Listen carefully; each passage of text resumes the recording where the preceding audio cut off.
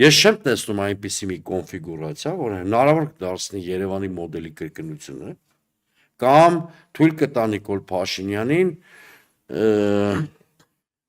մանիպուլյացիայի մեծ պաշարով ինչ-որ հասարակական տրամադրություններ փոխի։ Դրա համար ես չեմ բացառում, որ Նիկոլ Փաշինյանը անգամ քաղաքացիական բախումների հրահրման Ինքը ճանապարհ ասում է Գյումրին վերջին մարտն է ու թալանչիների վերջին մարտն է։ թալանչիների դեմ։ Խել թալանչիների ինչ կապ ունեն Գյումրիի ընտրությունների հետ։ Կամ կա թալանչի, խնդրեմ թող բացահայտի, փաստեր հրապարակի, հա, կալանավորի։ Օրինակ, կներեք, ուղիղ ասեմ, մեր առաջին համարը, Մայր Հայաստանի առաջին համարը, մյուս կուսակցություններ էլի կան առաջը, ինչ կապ ունեն Թալանի հետ։ Չունեն կունենան։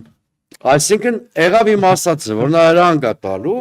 որ ինչ-որ ձևի մարդկանց վրա կեղք գտնեն։ Գիտեք, նա Գյումրիում հաղթելու մի հատ տարբերակ ունի։ Եթե բոլոր այդ իրական 6 ընդդիմադիր կուսակցությունների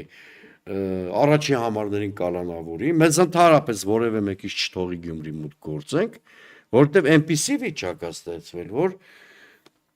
նույնիսկ Երևանի սցենարը կրկնելու ռեսուրս պոտենցիալ այդ մարդիկ չունեն։